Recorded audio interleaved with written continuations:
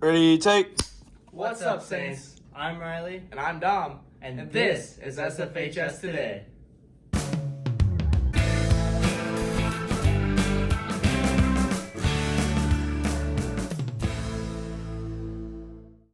Hi couldn't make it today, so here's a quick word from him. I'd like to make it this week, Saints. Valentine got it. In world news, South Korean President Yoon Suk-yeol declared martial law late last Tuesday night after facing political opposition from the Korean Democratic Party. This marks the first time martial law has been declared in South Korea since 1979. Shortly after Yoon Suk-yeol declared martial law, South Korean legislators rushed to the National Assembly building to unanimously vote to end the martial law. The martial law lasted 6 hours and caused damage to the South Korean economy.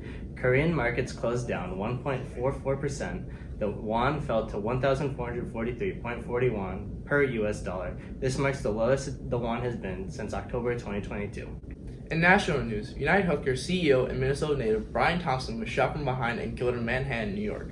Brian Thompson is the CEO of the insurance branch of United Healthcare. He was on his way to attend a United Healthcare investors meeting when the gunman opened fire. According to Fox News, authorities have not revealed a motive, but after bullet casings at the scene were found with the words "deny, depose, and defend" written on them, a possible reference to the book Delay, Deny, Defend, Why Insurance Companies Don't Pay Claims and What You Can Do About It. Speculation swirled that the slaying may have grown out of resentment for a denied claim.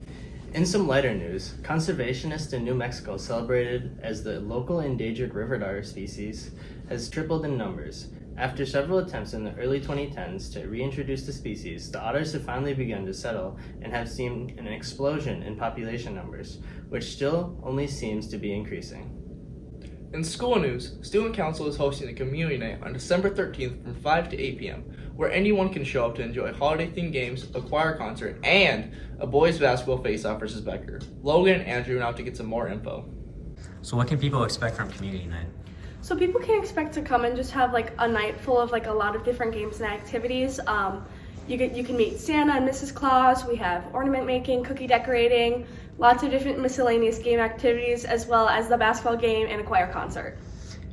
I've heard this is a popular event, and it should be well attended with everything happening in the building. In more school news, it's holiday concert time. Along with the upcoming choir concert on December 13th, Jazz Band performed an all-district concert on December 2nd, and last night they had their holiday concert for symphonic and concert bands and wind assembly. Tabby, Maddox, Abraham, Nuzette, and Haley spoke with the directors and some student musicians to find out more. Hey, what you guys up to? The music sounds really good. Oh, thank you. We're actually practicing for the concerts that are upcoming. Oh, can you show us more? Of course we can. This concert is more about togetherness and about the cold weather outside. We're finally getting some. Just celebrate the cold weather and celebrate being together in it. The theme for this concert that we're sending is just want it to be happy celebration. So it being close to the holidays, we're just looking to connect with our broader band family. I really, really like when everyone can get together and sing as 3 different choirs, and we have a special feature for madrigals up above the sound booth. I think that's one of my favorite parts. Hearing the other choirs sing and being in the audience, it's really cool.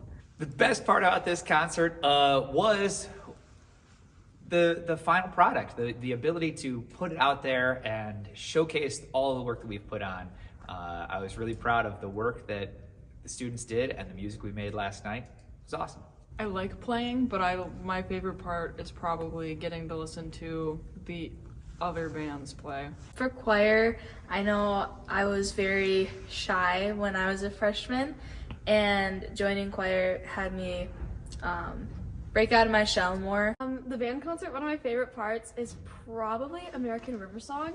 It's really turned out well. At first we were a little panicked because there's so much went into it, but it's really come together and it's sounding really good. I'm most excited to play the Christmas pieces because they're well known, and it's just overall a really fun concert for holiday concerts. I definitely feel like I've improved a lot. Having a new teacher was very different freshman year, you know, it always is. And Bashar had just moved over to the school, and now to be like his first group of seniors graduating is really cool. But throughout that time, I've also just learned so much about not even my own instrument, but a ton of other instruments, and just the community's great, and it's been awesome to gain so many friends throughout band. Amazing. Our music department has been really busy lately getting people in the holiday spirit with all of these concerts. Speaking of holidays, as you all know, with the holiday season comes specialty drinks. Jossie, Nola, Trinity, and Rachel learned how to make an energy drink and got some opinions on the new Caribou Cranberry Concoction. Welcome to Caribou Saints. Would you like to try our cranberry energy? Come on.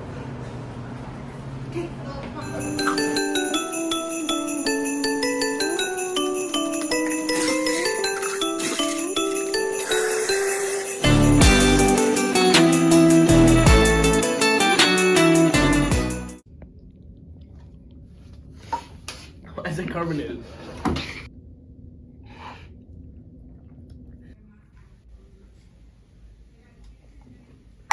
It tastes chemically. I don't like that. I don't know. It just don't taste right. It tastes like what deodorant smells like men's deodorant. Oh. No, it tastes really bad. That It's is- not very it- carbonated and It tastes like it kind of tastes like juice. Oh, why am I standing up? That is not good. I don't know. I mean, it's not the best. I wouldn't buy it, but like 6 out of 10. That's a 4.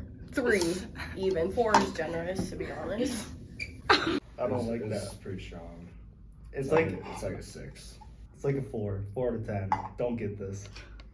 3 out of 10. Yeah, 3 out of 10. 2. No, -3. Cranberry energy. Now back to Maine. You know, personally, I think that sounds really good right now. And on the topic of Caribou, this week's trivia is who's the CEO of Caribou? Is it A, John Butcher, B, Bill Gates, C, Brian Nicole, or D, Peely from Fortnite? Drum roll, please. The answer is A, John Butcher, who took over the company in January of 2019 and introduced innovative and fun menu ideas. But with that, we'll send it over to sports. What's good, Saints? I'm Will. And I'm Mike. And this is Sports.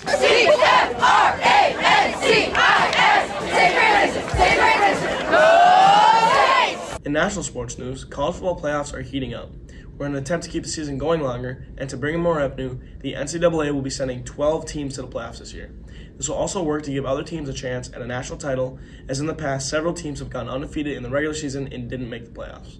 And in case you haven't heard, one of our St. Francis' very own recently ranked 9th in the state of Minnesota, Aubrey and Avery went out and talked to the wrestling captain, Gunnar Hostetter, to bring you this week's Athlete of the Week. How long have you been in wrestling? Around 13 years. What made me want to join? I didn't really get a choice. I kind of just put into it as a kid, and I kind of grew into liking the sport as I got better throughout the years. How do you prepare for a meet?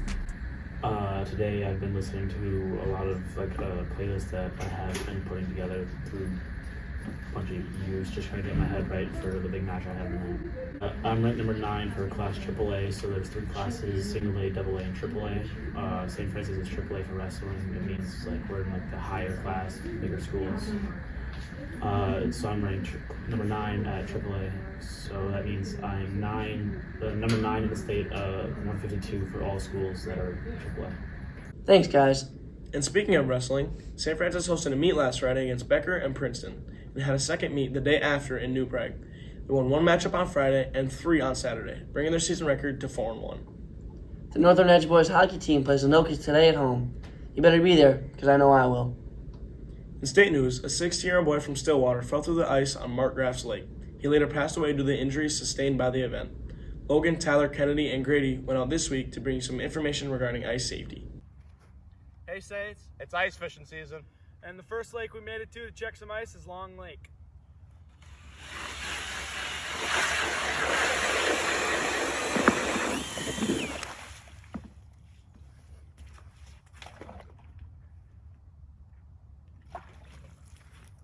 Got about 5.5 inches.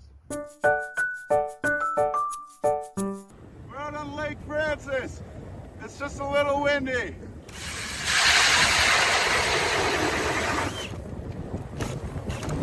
Stick your hand in there. Got about probably 5.5, 6 inches. You're almost good to drive a wheeler on this.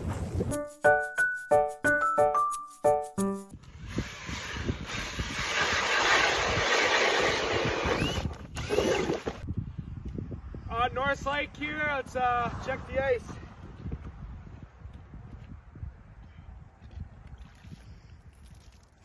We got about 3 1/4 inch. I wouldn't recommend walking on it. Alright guys, we're out here at George. Let's see how much ice there is.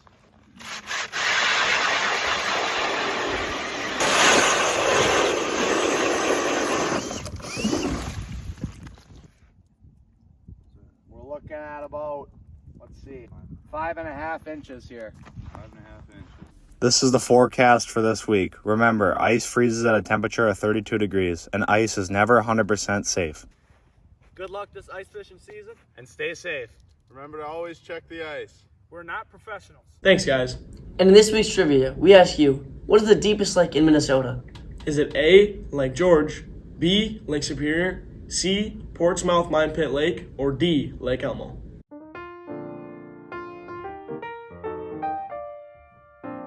Drumroll, please. It's C, Portsmouth Mine Pit Lake. Commonly regarded as Portsmouth Pit, is the deepest lake completely within the state of Minnesota. It has a depth of over 450 feet, according to the most recent DNR data. Lake Superior, over 700 feet deep, off the north shore of the state, is technically deeper, but most of it lies in Canada. That's all the news we have for you this week, Saints. Now back to Maine. Thanks, guys.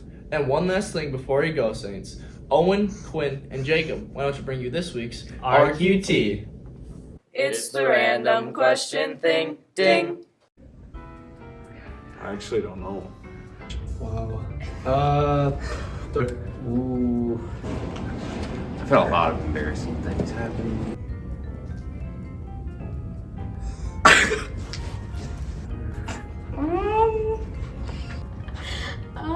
Probably Just say it's embarrassing to back into Owen Lampson's car. when I peed my pants on the school bus. I think I was at the grocery store and I tripped a grandma and I just left. I rear-ended my mom's car on Christmas morning. Playing Andover section championship. I'm at the free throw line and I air ball. As you know, like a young child, fell down the stairs and broke my collarbone. I pooped at a lake. This. All right, Owen, what was your most embarrassing moment? Yeah, I walked into my girlfriend's mom going to the bathroom. That's really bad. Like, why? Back to the studio. What's your most embarrassing moment? I'll tell you mine if you tell me yours.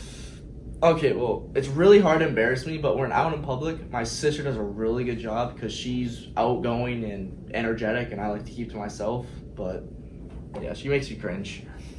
Well, back in elementary school, I was a big chocolate milk kid, and let's say I was on the playground and I didn't make it to the bathroom in time. That's all the news we have for you this week, Saints. Stay warm, Saints.